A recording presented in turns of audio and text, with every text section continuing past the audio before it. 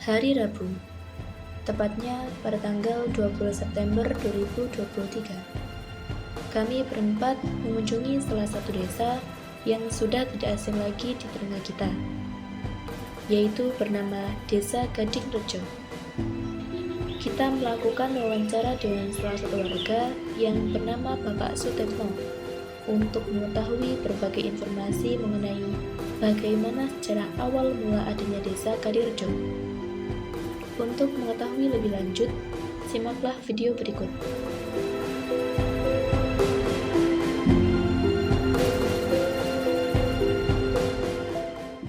Gading Rejo merupakan nama sebuah desa di Kecamatan Kepil, tepatnya di sebelah timur Wonosobo, berbatasan dengan Desa Woharjo Kajoran Magelang dan Desa Ngasinan Bener Purworejo.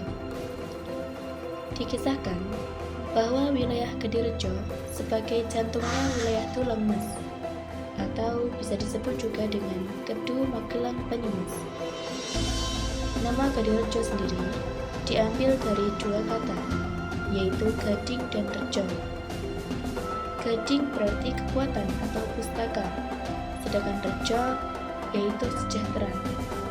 Dengan demikian, Gading Rejo dapat diartikan sebagai suatu wilayah yang mengandung kekuatan yang dapat mensejahterakan warganya. Nama Gading Rejo dikaitkan pada salah satu sesepuh yang bernama Kyai Gading Suronegoro, salah seorang berontak atau pengembara dari keraton yang hidup berpindah-pindah untuk menyebarkan Islam. Setelah dari Gading Rejo dan meninggalkan petilasan di Dusun Gadingan, Kyai Gading Suronegoro melanjutkan pengembaraannya ke arah barat hingga sampai di atas Kali Jali, tepatnya di wilayah yang sekarang jadi Desa Gading Sukuk.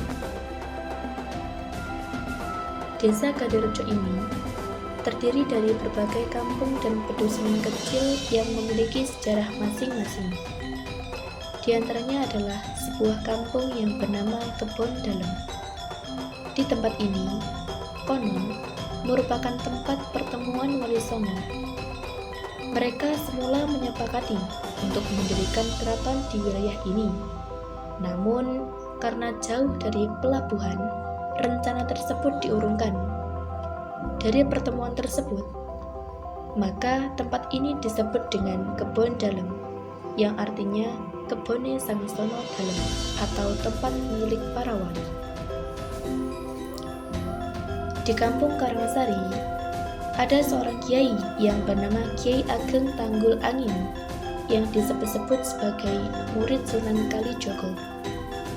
Beliau bersama adik seperguruannya yang bernama Kiai Ageng Batursari melaksanakan tugas dari gurunya untuk menjaga kawasan desa dari sebelah utara. Di kampung Sarwatadi, Kiai Ageng Trajumas ditugaskan untuk berdakwah dan membimbing masyarakat serta para pemuda untuk dijadikan laskar dan prajurit kerajaan.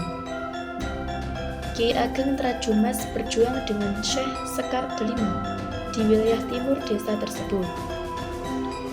Di wilayah selatan, Kiai Ageng Gading Suronegoro yang menjadi ketua di masa itu bersama dengan Kiai Ageng Gondosari bertugas hal yang serupa.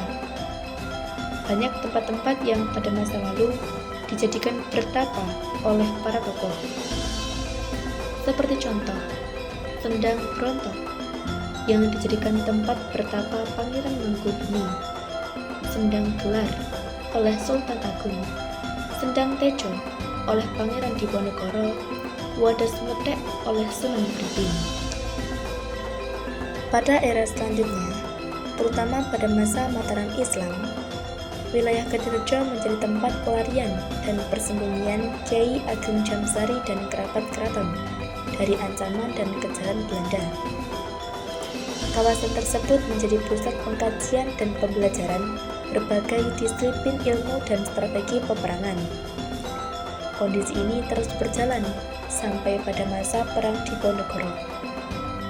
Pada waktu itu, Gading Rejo masuk dalam wilayah Gowong dan menjadi salah satu basis pertahanan Laskar Diponegoro, pimpinan Gagak Pranola.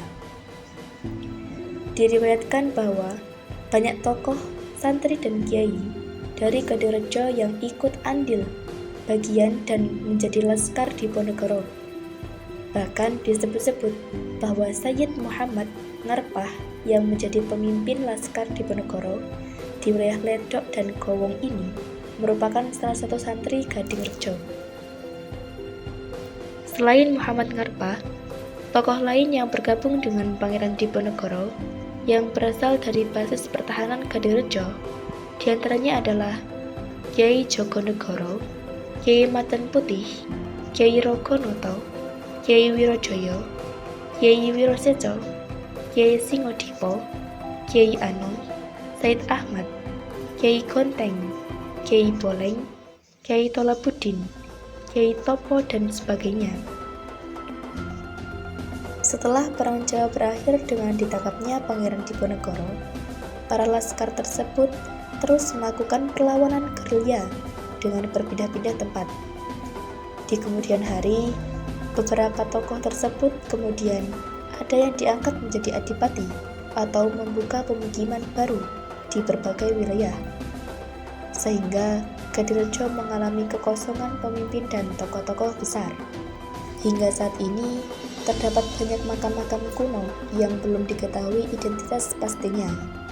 Masyarakat sekitar banyak mengetahui namanya secara turun-temurun, seperti makam Kiai Mangkubumi, Kiai Banyumas, Kiai Tumenggung Ambarwangi, makam Stono Budo, Kiai Bonjok, Kiai Toyudo, Kiai Dipoyudo, dan makam-makam lainnya yang terletak di berbagai wilayah dan area pertanian warga.